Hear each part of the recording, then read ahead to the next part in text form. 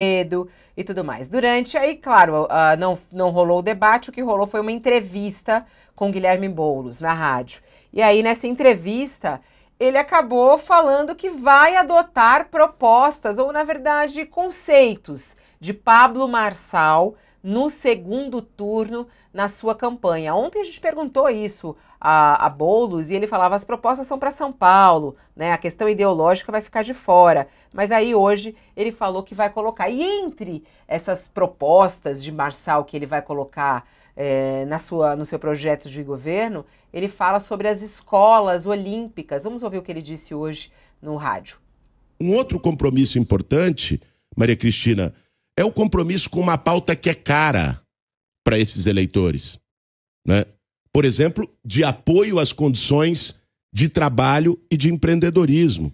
Sim. Inclusive incorporando propostas de um candidato com quem eu tive disputa muito dura no primeiro turno, como foi o Pablo Marçal, que inventou mentiras a meu respeito, né? E como é, por exemplo... Qual proposta? Porque a gente não viu muito essa proposta. Uma delas, inclusive, é o tema dos esportes nas escolas, que ele chamou de escola olímpica, né? Falou disso em debates. O projeto dele seria a construção, e falava até 1.000 escolas olímpicas, ou seja, não seria nem usar essa estrutura. Isso é possível? Não, isso o senhor está assumindo, ou Milton, o que o senhor está assumindo é esse conceito? O conceito de você integrar o esporte como uma oportunidade para os jovens, para as crianças, para os adolescentes que estão nas escolas municipais, de ver o esporte como algo que dá um caminho de vida para o jovem. Isso não estava no seu plano de governo, e de fazer isso nas escolas, né? De incorporar isso como um conceito. O que estava no meu plano de governo é a educação integral junto com cultura e esporte. De colocar o esporte é uma coisa que nós vamos assumir. Tá aí, ô Josias. Ontem a gente questionou ele aqui, né? E ele falou, o que fica são propostas para a cidade, mas não deixou claro. Eu acho que ficou pensando nisso e veio com essa novidade aí nessa entrevista hoje. Tá certo, Boulos, de focar aí no eleitor de Marçal, pegando alguma proposta que seja interessante, alguma ideia. O empreendedorismo, ele não fala que é do Marçal, mas né? O Marçal veio com essa bandeira muito forte do empreendedorismo no primeiro turno das eleições e agora o Boulos só fala sobre isso, né? E aí ele agora traz essa outra ideia do esporte nas escolas, as escolas olímpicas. Tá certo, Boulos, de fazer isso? E como é que você vê também a não participação de Nunes nesse primeiro debate? Fabíola, se todos os veículos de comunicação transformarem debates frustrados pela ausência do Ricardo Nunes em sabatinas do Guilherme Boulos, a hipótese de o prefeito ter um prejuízo eleitoral não é negligenciável, né?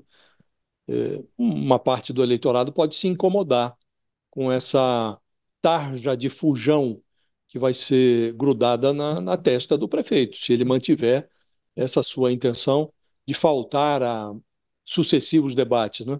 Isso nunca convém a um candidato. Hoje, o prefeito está muito confortável nas pesquisas, né?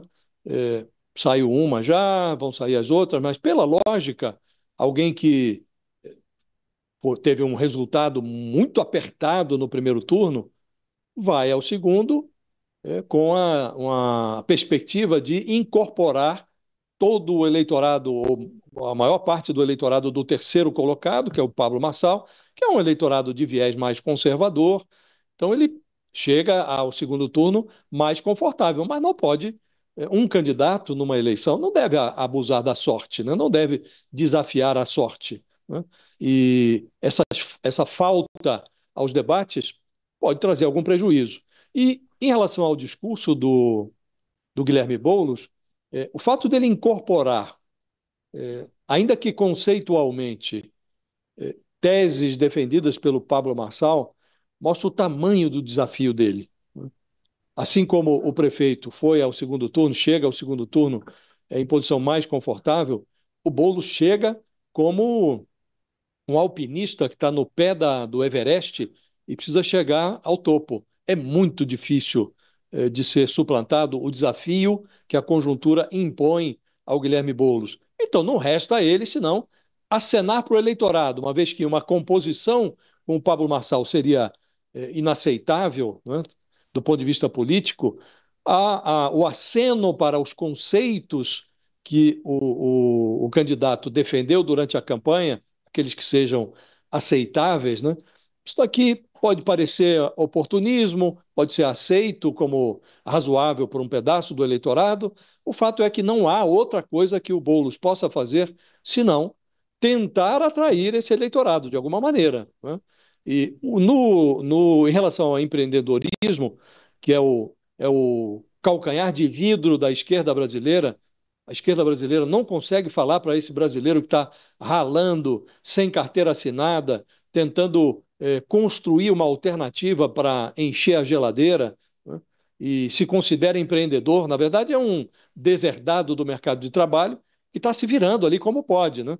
E é muito mais confortável você se auto-atribuir o título de empreendedor do que de deserdado do mercado, né? Então, esse brasileiro precisa ser inserido de alguma maneira. A esquerda não consegue inseri-lo nem no seu discurso. O Boulos está fazendo um esforço. E, neste caso, ele incorpora não propostas do Marçal, mas da Tabata Amaral. Falou para nós na entrevista ontem que vai aproveitar propostas da Tabata. Em relação às escolas, é meio lunática a ideia do Marçal de transformar escolas em centros olímpicos, de formação de atletas, né? Não é assim que os atletas são formados, né? Sabemos todos, né? É preciso muito investimento, muito dinheiro que só vem com patrocínio. Até há empresas estatais que fazem isso, mas é uma ilusão imaginar que as escolas que não conseguem formar nem fornecer ao estudante nem o básico, né? Que é uma formação o exame PISA, o exame internacional, mostra que o aluno brasileiro chega ao final do ensino médio sem conseguir fazer contas rudimentares de matemática e sem conseguir interpretar textos básicos, né? Não consegue nem entender o que lê, né? Então, num ambiente assim, você imaginar que as escolas serão transformadas em centros olímpicos parece uma ilusão. Agora, ele fala ali, vamos incorporar esse conceito de levar esporte às escolas que nós pretendemos que sejam de tempo integral. Então, eu diria a você, Fabílio, que não há outra alternativa. Ele tem mesmo que fazer esses acenos ao eleitorado mais conservador e se esforçar para que o aceno dele não seja visto como oportunismo.